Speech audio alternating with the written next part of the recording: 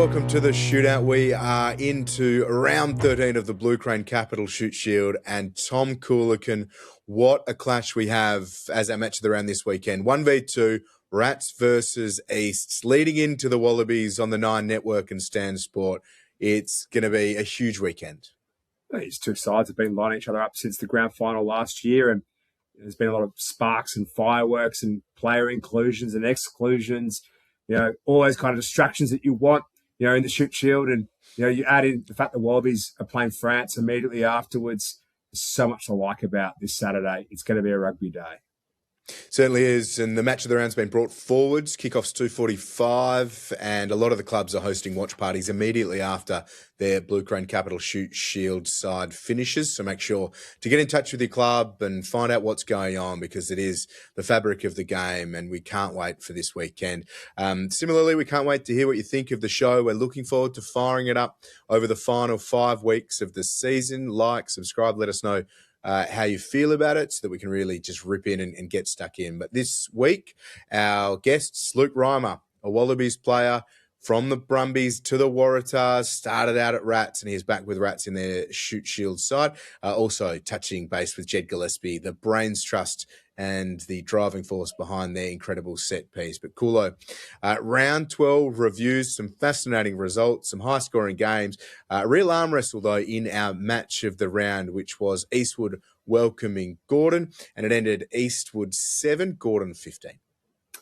Yeah, 3v4. It was a highly contested battle. It was critical from a points and a ladder perspective, but also there was a lot of pride on the line as well. You could kind of see that during the week and the build-up. Dave Telfer was trying to ignore it and compartmentalise it. The players as well. Late withdrawal of Angus Griffin from the Eastwood side.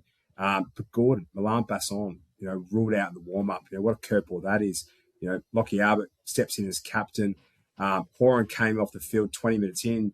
No Usher, no Henderson, no Basson, no Horan.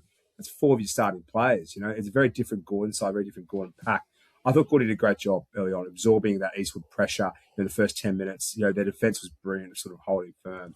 Eastwood had their chances, but they just couldn't cross the chalk. And then Gordon crashed over, courtesy of Siketi Tarbell, first of 2 tries. He was rock solid for the Highlanders, I thought.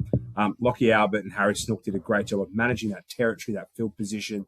Very steady hands, as they were at the helm. They're controlling tempo and speed and pressure.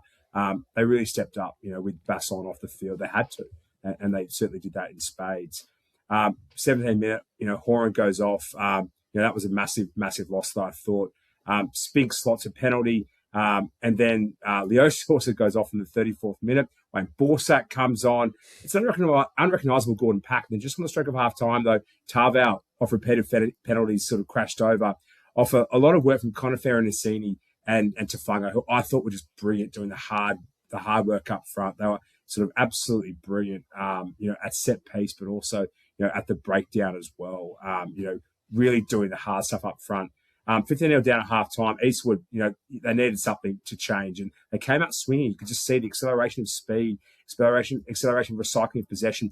Gonzalez picked things up a little bit, and they came out swinging. They scored a great try, courtesy of Methven. You thought the game was sort of back on there, but then things sort of really started to change. The momentum shifted back to Eastwood again. And then the 56th minute, when Albert goes off for a yellow card, we all thought that Gordon, were going to go into a shelter. They didn't. They rose. The defence was incredible. I thought the back row stepped up massively. Ronan Kelly, for me, was just immense. Campbell off the bench was outstanding. A huge reshaped forward pack. Those players had to step up. They most certainly did. A gritty and a gutsy win there from that Gordon side. We know how much it meant to Dave Telfer. You saw a lot of emotion from him towards the end of the game. Not the prettiest of game, one for the purists. A lot of stop-start. Goddard going off with a head knock was a massive loss for the Eastwood side. But a big win for Gordon, nevertheless. Eastwood, tough outing for them versus Norths next week. Randwick 40, Southern Districts 26. This was an almost day for Southern Districts. They almost scored on so many occasions. Credit to Randwick for scrapping when they needed to. It was 7-0 until the 36th minute when Randwick scored their first. Souths were matching them right around the park, kicking well, but injuries were starting to mount. Tuinaka Vandra hurt his arm. Willoughby, a leg injury, saving a try, running across to tackle Gage Phillips in the in-goal, saved the try, but Sipple and Tiranui were unable to dominate the game for Randwick. Wyatt Ballinger, the player of the first half for Randwick, unsighted in the second half and not named to start this coming weekend. So errors from both. Good contest, though. It was 14-7 at the break, and Randwick, their forward pack, were emerging into the contest. They scored first in the second half via a ferocious line and run from Felix Tiranui. Lovely try for South. Tsuyoshi Jennings to keep it tight.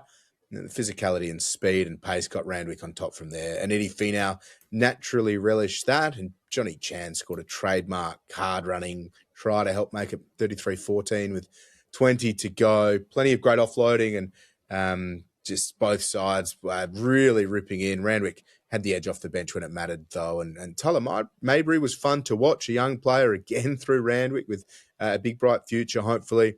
For Souths, again, Blaze Barnes was great. So was Isaac Wright to Matavuki Neepkins, who tries his guts out every single week. On to West Harbour for Souths and for Randwick. They won what they were meant to win, but they're going to need to be much, much better against Gordon. The side that they have selected suggests that they will be. There it is, a win for Randwick. Kulo Manly 40, Uni 48. Tries galore. Yeah, close but no cigar for the Manly Marlins, unfortunately. 88 points, lucky 88, if you're a fan of the other Bricky's laptop. And lucky Benji Jocelyn, 4 tries. What a day it was for him in Manly Oval. Look, obviously, really disappointing news that Sam Lane's going to step down at the end of the season as a coach. He's done a great job building that Manly side. He's the kind of coach you want in the game. And there's a lot of talk about keeping players in the system, the ecosystem, but keeping coaches is just important. And Sam Lane was a great player. He's got a great pedigree to be a great coach. So I hope he stays in the game. I hope he stays coaching. He's a brilliant asset. Look, I thought you did a great job tactically exploiting the weakness of the edge defence of this Manly side that's just struggled all season. Simon Kennywell went off in the 40th minute with a head knock. That made matters worse. And part of Jocelyn's 4 tries was just exploiting, the weakness of that defence. And also thought Whakafanau has done a great job of just squaring up the defensive line. There's been that attacking threat as well. And McGregor as well. He's so dynamic and electric from the back too. Maglesdorf opened the scoring, finding space on the edge. Lovely second-hand play out the back. Manly just too narrow. Just caught narrow every single time on the fringes there. Manly responded. A great line break from D'Starzo. Found support in Ponton. 3 back-to-back tries from Benji Jocelyn. Right at the stroke of half-time, Joe Dillon with a lovely kick inside. And they scored 24-21. Manly are a chance. Billy Dickens then scores on the very opening of the second half. Manly take the lead. You thought the game was going to open up, but then Jocelyn, McGregor, Whakafanu scores. And then Uni sort of scampered away, and they were just too good, too physical, and too dangerous out wide. Talatiano was brilliant, Mangelsdorf, Breen, Doyle, in the pack. Jocelyn and Whakafanu, who we touched upon as well. I thought D'Starzo and Taulima in the back row were outstanding. Cade Neville and Hurley in the pack, and Joe Dillon just keep doing what he's doing. Rumours he might be heading off to the west coast of Ireland. Hopefully, he stays in the Waratahs. We need him playing rugby in Australia. You feel for Manly. They're so close. How many games they lost by 10 points or less? Optimism and hope ahead for them. But University march on and making a statement heading into the finals after that disappointing loss versus North. Onward and upward. Western Sydney Two Blues 40, West Harbour 36. A fairly wild, bruising encounter. Fun, but lacking polish in key moments at times, and particularly late with a huge amount of fatigue.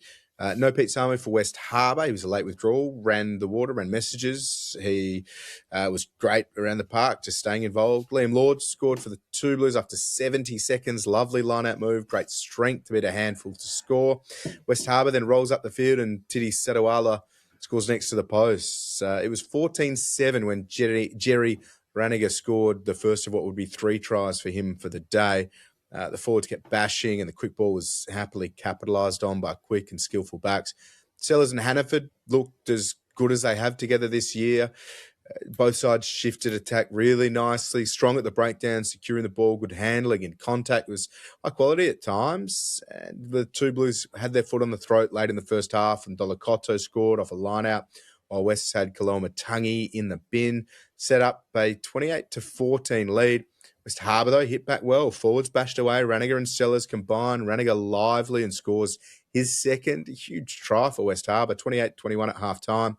Physicality continued in the second half. Aidan Wern finished off some good continuity to help make it 28-28 after Hannaford converted from the sideline. Bruising back and forth the final 20 minutes. Two Blues just had a touch more in the tank and not so much quality, but just made it count in key moments. It's a massive win for the Two Blues. West Harbour so close, but they are doing a lot of things right. North's 15, Coolo, Warringah 29, a modern-day grudge match. Yeah, two sides that are really loving to hate each other. Look, I thought prior to Max Bury being ruled out, and also a real chance in this game. They were really fancied themselves. It's a bit of a New Warringah side. No Byron Smith, no Jackson Rapata, and unfortunately a really bad injury to Ben Willett, discounted hit in the early minutes of that game. Wish him the best in his recovery. It's an awful injury. He's been a great servant, to the Warringah Rats and to the Shute Shield. You can see the emotion in Ben Maher on the side after that injury happened. So we wish him all the best.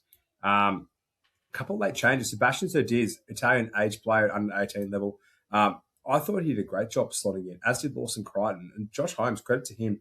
He's lost a few key players out sort of in the back line, but he's found a couple of key, kind of pinch hitters that have come in, slotted in seamlessly, and the pack stepped up. I thought that was the biggest difference for me. And you saw that after North with an open penalty goal. The force just right up the sleeves and just go to work. A brutal rolling ball. Wes Thomas crashing over for the first of two tries. Another try that from Charlie McGill, from close range. Bo Abra, Luke Reimer, Thompson, just the pack rolling their sleeves up, the latches on the inside, the accuracy, in the clean out and at the collision and then at the breakdown on a board killing away from this Warringah Rats team. That's the difference for me. We've seen what they do defensively with the Barnabas brothers and Luke Reimer, but on both sides of the ball as well, in attack particularly, they've been absolutely brutal. The only blemish being a weak scrum, which North's capitalised on, scoring a great try, there in the second half. But I think for me, the Warringah Rats side were never looking uncomfortable. They're always in control. A good dominant 29-15 win. I thought Ben Fuinui did a great job as well. He's really stepped up from a playmaking perspective. With Byron Smith out and Ben Maher going back to fullback, giving soft shoulders to his forwards. We saw how important he was there. To come to North Sydney Oval and get the 5 points with a bonus point, job done. But losing Ben Willett, that's a massive, massive loss to their side this year.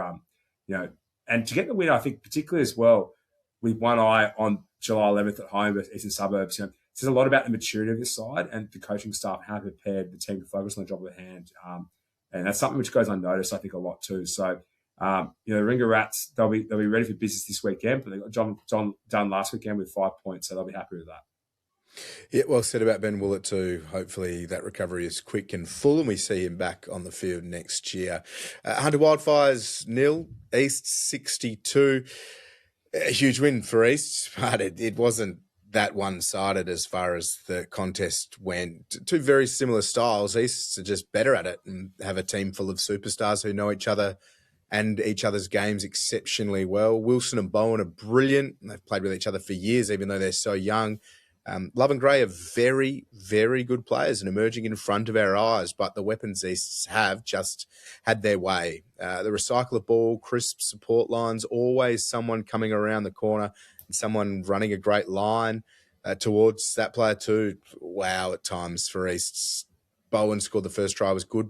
It was a good back and forth battle, but then Teddy Wilson sliced Hunter open from halfway through the middle of a ruck. Dawkins, the next one, it was 12-0 after 16 minutes. It's the defence too for East. Reon Lowery is flying out of the line, putting pain on people. Will Harris and Jamie Adamson are hunting in defence. Rob Cobb does everything right. And the backs rip in too. Bowen did some really nice things defensively. Surf and Tane loves it. They're also not wrong about Tom Girle. Ben Batcher was full of praise for this young man and his potential on this show a month ago. Tom Girle is terrific. Hunter Scrum was really strong early. Jack Barr remains great around the field. Second half, some errors for Hunter. Some discipline issues too. And I know this sounds odd losing 62-0, but if Hunter aren't discouraged by it, it could be the sort of contest that sets them up to beat Sydney Uni this weekend and win every other game this season. They are capable of that. I know that sounds odd, but the way they played and how close they were at times, that little moment. But we know East and Warringah at the moment are a class above everyone else, and everyone else is chasing them. But Hunter have some big weeks coming up. On that, Coolo, the ladder is a fascinating one, and it is a critical couple of weeks. We know those two sides are 1 and 2. They're in the match of the round this weekend. Two Blues, Hunter, Manly, Norths, Randwick, they're all fighting in different ways for their season, and it sets up a huge few weeks with players coming in and out. This is where seasons can be made or lost. Completely. And you look at the kind of, the teams that have really congregated around that middle kind of point. You've got teams who are going kind of different ways, different part of the season. Eastwood are kind of limping at the moment. Gordon as well, you feel like a little bit. You feel like Randwick perhaps might be in the ascendancy. Have a look at their side this week, their back line. They've got a lot of critical players back from the MLR, which makes a massive difference as well. City University have got some critical players back. Norths are kind of on the cusp as well. You feel like 1 and 2 are very well established. We know who that's going to be, Warringah and East. I think that 3 and 4, 5 and 6 is up for grabs, and it could be probably 8 teams, in that mix. And what that makeup looks like, it's going to be very, very congested and very, very close. It's going to come down to bonus points, probably most likely. And that's going to be the difference between home games and away games and who you play, who you don't play. So regardless, both teams, any side's going to have to get past Warringah or East to make the finals. So that's going to, obviously be something in the back of their minds. But lots of upsets on their day, from all these sides. We can't wait for the next little while in the Blue Crane Capital Shute Shield. We also can't wait for Warringah hosting East 1v2, and our next guest, potentially a couple of extra good performances away from a Wallabies call-up, but a match of the round is a beauty. A match of the round this weekend on the Nine Network is Warringah hosting Eastern Suburbs. It's a rematch of the grand final, 1v2, leading into the Wallabies. We can't wait for it. One of the stars of this encounter, and a Warringah Rats fan favourite over the journey is Luke Reimer, and Luke joins us. Luke, how are you? Going very well, lads. Thanks for having me on. It's a pleasure of ours. And Luke, welcome back into the Blue Crane Capital Shute Shield. Loved watching you emerge through the competition. Before you went and joined the Brumbies, you were a part of grand final teams with your now coach Josh Holmes and a few other players in it. But for you, what does it mean being back with Warringah and running around with some of these players now who you're playing with? Yeah, I love my time at the Rats before I went down to the Brumbies, and I'm enjoying it even more now. Obviously, I've built as a player over those past 7 years. I've been away, but mate, I love coming here. I love pulling on this jersey. It's such a good community club and family. So it means a lot. Means a lot to be back. Congratulations on the news you've signed with the Waratahs as well. It's great news for rugby in New South Wales to have you a part of that. But this weekend against East, they've got a couple of Waratahs through the lineup, a lot of professional players, 1v2. What's the feeling like among the Rat squad ahead of this one? Mate, everyone's been buzzing for this game. We know we've looked forward in the calendar, and this has been one of the pinnacle games of the season. But in saying that, we try to keep our focus week to week, with it in the back of our mind that this is going to be the one that is going to really, really count, leading into the finals run. I think, like Luke, if you look at the role you've kind of cultivated at the Brumbies, you've really created this closing kind of player who comes on with 25, 30 minutes to go, makes big plays, big turnovers, big impacts. It'd be interesting just to hear a little bit about what it's like going from that to starting in playing 80 minutes and how you have to adjust mentally for that. Look, I enjoyed my time coming off the bench down in Canberra, but for me, like all I've wanted to do is start. So to be starting the past couple of weeks has been unreal for me, mentally and preparing for it, mate. Like it's not much different. Like I'm going out there doing what I'm good at, just for a bit longer. I guess you've got two of the probably you're a great fetcher yourself. You got two of the Barnabases around you. That's just about three of the best on the ball back row I've seen, and under Boyd Killingworth, you guys are going to be all over East this weekend. You're keen to go out there and make the breakdown like an absolute trench warfare battle. Yeah, definitely. Like it's one thing that we've got a pretty big strength in, and not just us three, but Charlie McKill's great over the ball.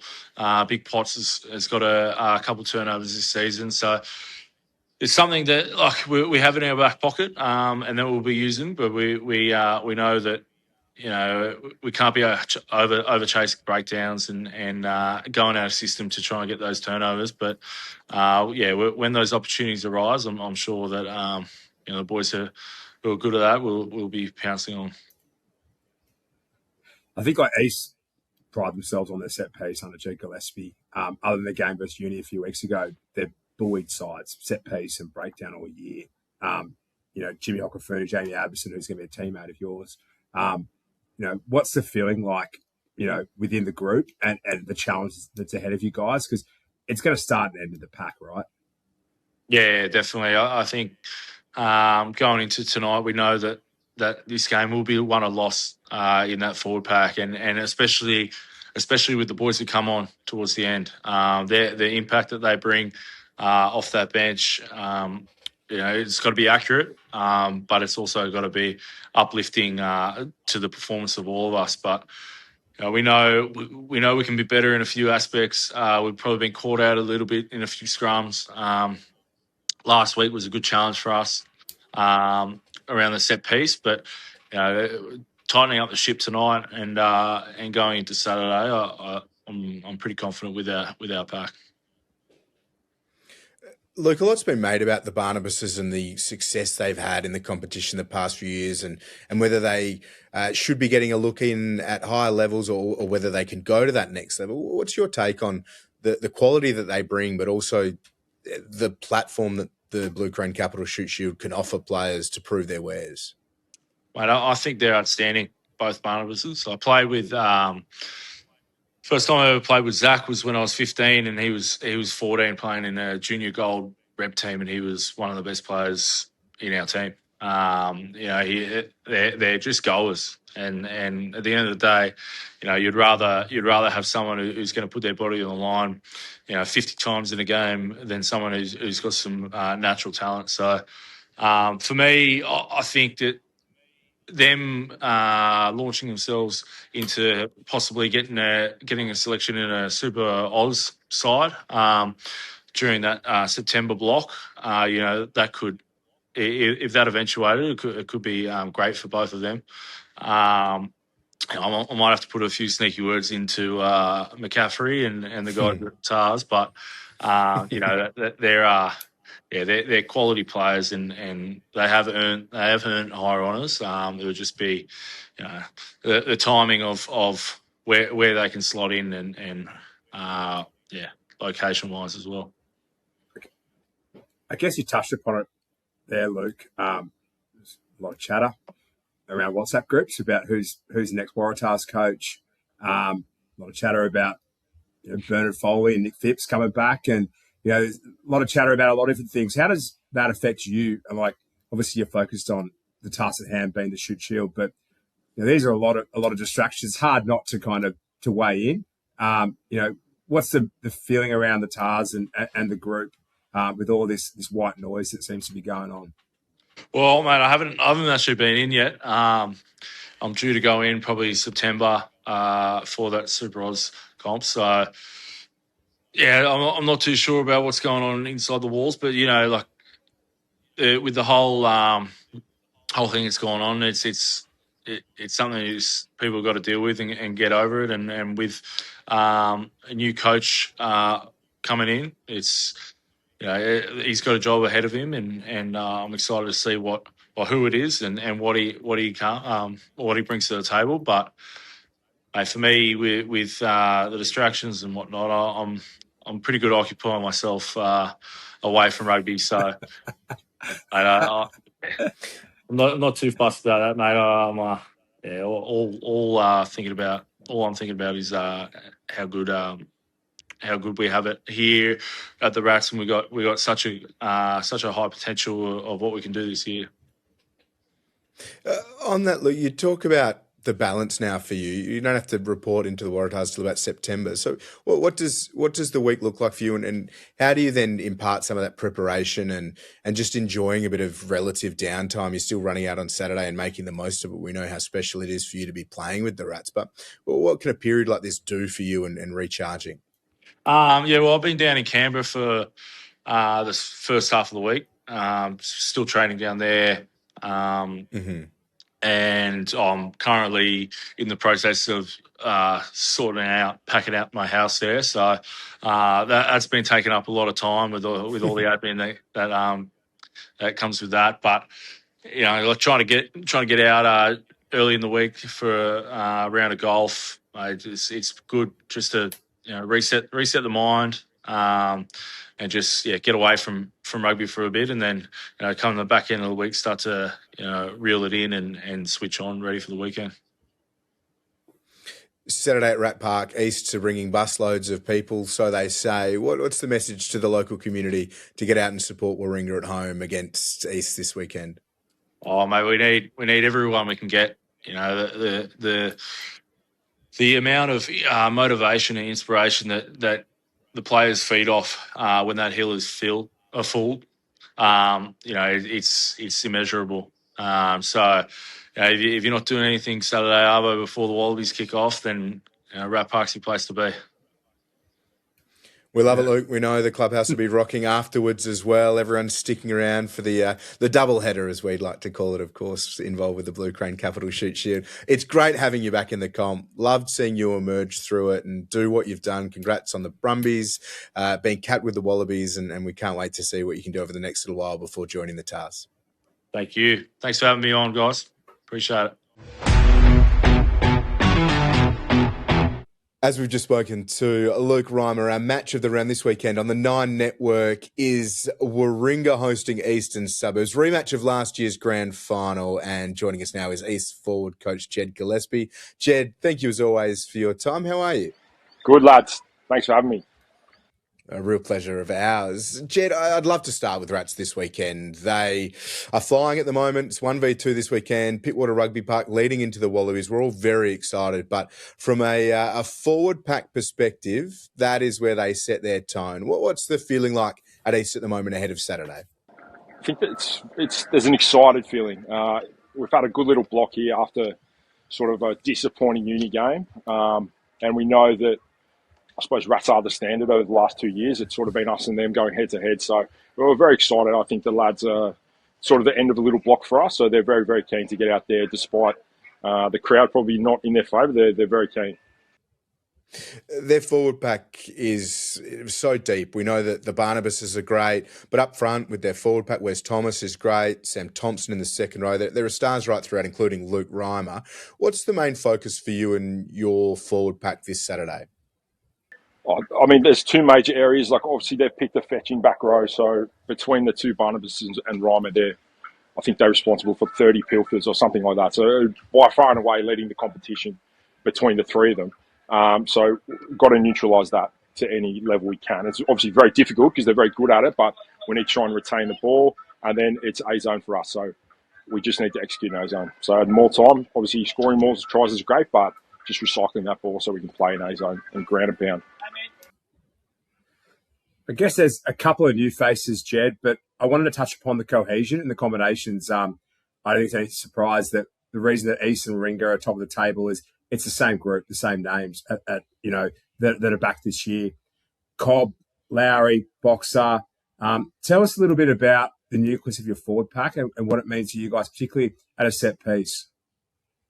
I mean, it's very helpful. I think any coach will tell you, particularly in this comp, if you can keep the similar players together for a while, you'll be a good side. They just know each other's standards by now, so there's not a lot you need to do with training to get them going. They're used to working with each other for each other. So, I suppose we're both in the same boat. Rats probably slightly more cohesive than we are, but it's very important for my forward pack to have those guys who all know each other and are quite tight off the field as well. I think I will touch upon Tom Girle, who's a member of former member of the Cranbrook School, just to keep Dave Allen happy. But Jack Nelson Murray as well, the two big the two big inclusions. Tell us a little bit about those two, because they're the two players that I think you look at university, lost and from a set piece perspective where things didn't go to plan. I feel like things have turned a corner. Perhaps they've been critical, players as part of that. Yeah, absolutely. So Tom Girle, he is a fine Cranbrook export. I had him during the 19s and the 20s in that TARS sort of process, and he was very, very good. So it was just a matter of when he'd come to grade and when he'd get his chance. Unfortunately, Jack Tuffwell's out for the season with ACL, so it's disappointing for him. But Tom is a very talented young player. So he's certainly someone that TARS has still got their eyes on in terms of like a senior academy perspective. But he's very, very fast. I believe he's studying medicine now off field, so he's very, very smart. And I think with young guys like him, if you surround him with sort of bigger, older, tougher guys, they can sort of just play their natural game. So he's been really good. Jack Nelson Murray is a Kiwi who was playing in Ireland, who is also plays for the Swiss national team or Swedish national team. I need to get that right. But he's a sort of older head who's played a lot of sort of tough footy, particularly in Ireland, set piece focused. And it's just something that I think we were lacking early on in experience there. So they've both been massive inclusions the last couple of weeks. It's interesting when I was sort of looking at the North's Rats game last week, no Jackson Rapata, no Byron Smith, no Ben Willett. I thought they had to really lean on their forward pack, and I felt like the forward pack stepped up. And I really feel like it's a battle of the Titans this week, and the game's going to be decided at the set piece and probably at the breakdown with the back row. What are you guys expecting? And like the boys are up for it, I presume. Yeah, absolutely. The boys are very much up for it. I think probably early rounds this year we relied quite heavily on the forwards and the set piece. I think it's evened out a little bit. I mean, Bowie coming back, he's in career best form in my opinion. Sid, Otto, like these guys they talk about cohesion. Now they've played 5 or 6 games together, they're very cohesive. So it's probably evened out a little bit. We're not relying on the pack as much, but and I think that gives us the opportunity to sort of, maybe hopefully combat the Rats up front and then use the ball wide. To be honest, yeah. Jed, how much work goes into building that DNA of the set piece? Because we've spoken to a few of the East's players, Ben Batcher as well, and everyone praises the work that you put in and just how into scrums and set piece you are. They describe you as a bit of a mad scientist. So what's your approach with that, and how much work does go into having created that foundation for how East's play in the past few years? Yeah, I suppose when I came here, it was important. Like I said to the guys, I can't tell you how to be an excellent Super Rugby, forwards coach, because it's just I haven't done that. But I can tell you roughly a good system that'll work at Shute Shield level, and it was just about getting that in place. So it's a mix between time you have in the week, particularly with a fullback as your head coach. There's not always a lot of time, so squeezing sort of fresh content in each week that's going to work whilst not sort of losing the balance of consistency, and that's basically been what we've been doing for the last 3 seasons. I think it's probably at a peak point now where the guys are really comfortable with that, so it's working in our favour. With the scrum, I will say I've got 3 very experienced props, so they know as much about scrummaging as anyone else. So they take the leadership role there, to be honest. And look, occasionally we'll have a chat about this or that, but they're more than capable of doing it by themselves. Keen to quickly touch on them because James Wayland's been a favourite of mine for a long time in the Blue Crane Capital Shute Shield, and Reon Lowery has emerged as, I think, a favourite of everyone who doesn't have an affinity with one specific team. So can you give us an insight into their personalities and what it's like working with them and also working with them when they're not playing? Yeah, so Waylo, I had Waylo at Eastwood for a couple of years, and he was a wild young man. He's certainly matured in his old age. He's married now. He's got a nice settled job. He's wild at his Eastwood times. He's an eccentric, hilarious character. So he's got gainful employment. Mate, he's got fantastic employment. He's married. He's settled down. But he's very, very funny. So he really bonds the group. But he's also played at this point a fair bit of footy. Like he's been to the champ twice. He's played I don't know how many first grade games. So he's good. He's a good experienced character, and he's had some really good cameos in the last sort of 8 weeks. Reon, I think Reon was a real work in progress when we got to the club. He was someone who sort of playing minutes off the bench, and even in that 24 season, he wasn't the star yet. He's done a lot of work on his fitness over the last 2 years, and it's to a point where I've been quite disappointed for him that he hasn't had a professional opportunity. I do think with a pro pre-season, he's as good as a lot of the guys who are currently contracted. So, he's good. He's certainly good for like a little clip, a little Instagram reel of doing some crazy stuff, running off the back fence. But I do think he's quite a complete footballer when he's at his best. I think as well, Jed, like, look, you're mates with Holmesy. You did level 3 coaching together. You know how hard it is to win at Rat Park. You know how hard it is to beat this Warringah Rats side. There's threats everywhere. We know there's buses heading up there. Dave Allen's pretty fired up about it. What is it going to take to get it done up there? Hillbillies in full swing, 3 sheets to the wind, etc.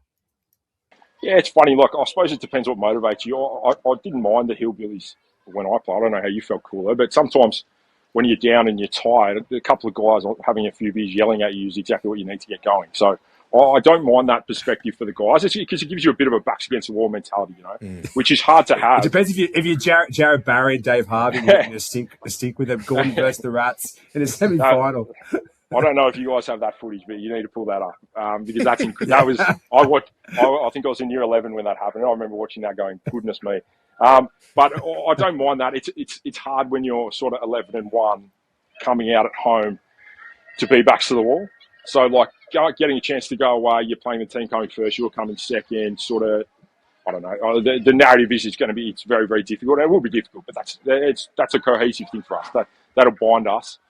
So I'm actually looking forward to it as a challenge, and I think the boys are excited to get out there and receive the crowd, whether it be good or bad. Kulo touched on it. Buses from Woollahra up to Rat Park, buses back as well. The clubhouse will be pumping with the Wallabies afterwards. And Jed, congrats on everything you've done at East the past couple of years, and congrats on this year as well. We appreciate your time, and as always, go well this weekend. Thank you, boys. Appreciate it. We are set for round 13 in the Blue Crane Capital Shute Shield.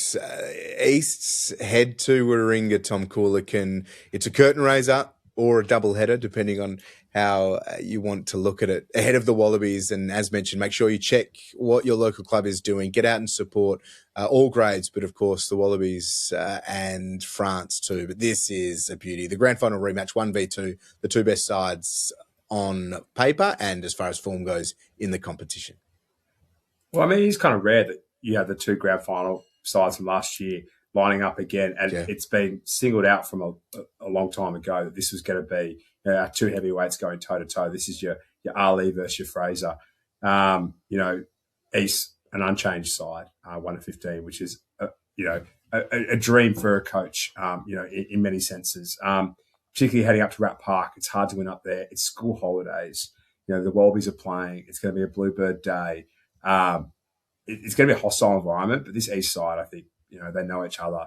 They're very much a cohesive unit at that. They'll go up there, to get the job done. It'll be a battle of the forward pack for me, from where I'm looking at. The back row, Barnabas v Adamson's going to be brilliant, and then Luke Reimer versus Hokafunu. A battle of the breakdown, the battle of the set piece. Two changes. Joe Assessi comes in for Ben Ward, who's unfortunately injured after a horrific injury last week. We wish him all the best in his recovery. And Barnabas has come in for McGill. Looking for a bit more size. I think, a bit more side of the bench there from McGill, who will come off and make a big impact along with Jade Christian as well. It'll come down to the set piece. It'll come down to the breakdown. There'll be a couple of moments out wide. Some X factor. Sid Harvey. We're waiting for him to kind of really like the competition. We know he can do a Waratah level. He's finding his feet. I think he'll start to, acclimatise and adjust. He hasn't played a lot of Shute Shield first grade. A lot of colts, a lot of sevens, a lot of Waratahs, but not much first grade. He's probably got more Waratahs caps than he's got Super Rugby caps. So look, he'll acclimatise. He'll make a big impact. Look for Jack Bowen and Teddy Wilson as well to really take, the game here and take some control. I think game management set up a lot. But it's going to be a really exciting fixture as well. And perhaps Tom Girle too, hostile environment, little Cranbrook boy up against the Hillbillies. It's going to be really exciting. Baptism of fire for him as well. So looking forward to seeing these two sides go toe to toe. I think East are probably going to be too good, with the no changes and the continuity they've got at the moment.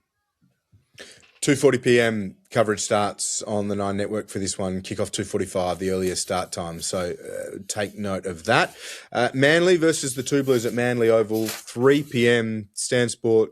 Sam Lane finishing up at the end of this year. Big news for Manly. It is 10v8 on the ladder in the Blue Crane Capital Shute Shield. And it's a massive game for both sides, but potentially even more so for the Two Blues. If Manly lose this, though, they are out of touch. It's so tight, though, that the Two Blues lose this. It's similarly a big knock on them and the continuity. It's an away game. It's a huge chance for them to really assert themselves on that top six picture. Manly pretty settled. The second row is going to be really important. Liam Lord and Cruz Dunster were great last week for the Two Blues. They come up against Kian Hurley and Caden Neville, though, who are superb. So fairly settled for Manly. They've got a great lineup. They just need to get things done.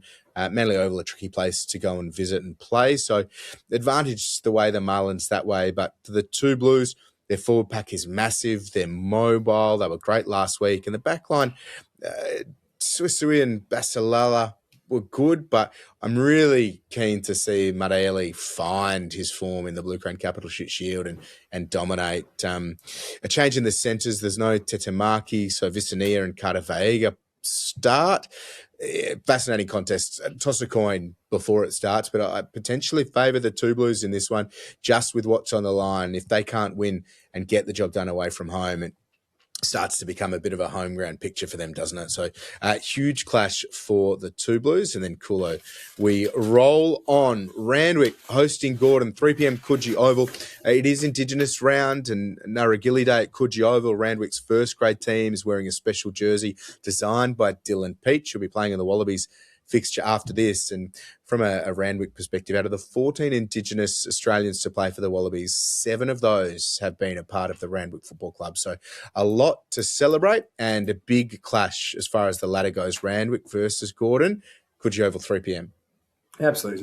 There's no question that the connection between the Indigenous community and the Randwick Rugby Club, Kelly Beale, Maurice Longbottom, Will Gordon, who's an ex-review boy, and the Ella Brothers, which are a brilliant documentary on the ABC, on the Ella Brothers and their contribution as well. So excited to see that colour, and that jersey out there at Coogee Oval. Also excited to see perhaps the best back line that we've seen from the Randwick side this season. Tristan Riley comes in from Malloy, Nick Chan, Johnny Chan.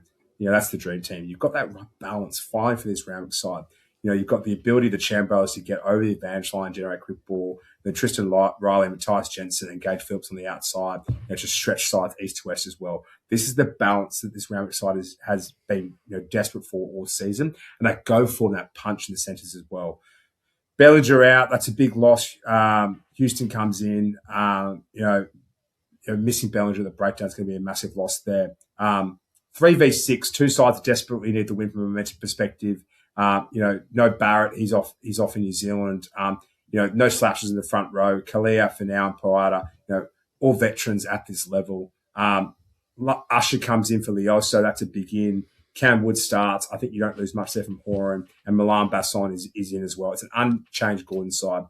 For me, it's going to be two sides that love to run the ball. This will be a high-scoring game. I think defence will be optional. The battle between Hickey and Riley is going to be absolutely brilliant. Midfield 2, Jack Hardy versus Johnny Chan. They'll just be north-south running. It's going to be no deviations of lines, lots of shoulders. It's going to be absolutely brilliant. And Pollock and his brother Nick Chan on the outside is going to be absolutely fantastic as well. For me, the battle of the centres, that's worth the price of admission alone. And then the back line as well. Honestly, this should be a 50 to 40 kind of score line. It's going to be brilliant to watch. A great celebration down there at Coogee Oval on a dry deck, before the Wallabies as well. It'll be a packed clubhouse afterwards. Looking forward to seeing these two sides score a heck of a lot of points, and may as well call it Oz tag. I don't think there'll be much tackling going on.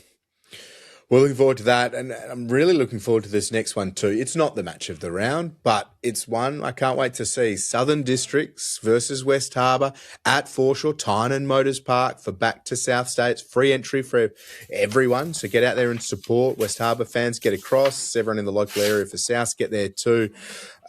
They're 11v12. South's chasing their first win. This is the opportunity. But West Harbour were great last weekend against the Two Blues. They play like that, they're going to beat a few sides. So Camor is back in for the visitors to start. Iramescu's great. I know you're a big fan of his. Kaloa Matangi was really good. Bennett McDonald in the second row formed a really nice combo, two big players. And then Pete Samu back in, pushes Wern to 6. Samu changes the structure of this Pirate side, then looking around, seeing him. So, as mentioned, Sellers and Hannaford were great last week too. So they need to play well to get the win for the Pirates. For South, though, they've been so close on so many occasions. They really pushed Randwick. Radamar Tavuki-Netkins has been great. He's playing so well at fullback. David Nicol on the wing. Blaze Barnes was good as well. The forward pack need to match West Harbour. The scrum needs to be strong. And if it is, they are every chance of winning this game.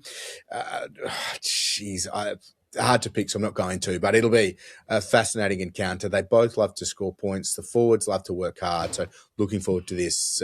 Southern Districts hosting the Pirates. Coolo, TG Milner, another chance to get out and see TG Milner with Eastwood hosting North, a fierce rivalry. This is two sides that love to hate each other. A genuine grudge match, 4v9. They should be a lot closer on the table in many senses, though. Like, I really feel like this is going to be a really tight fixture.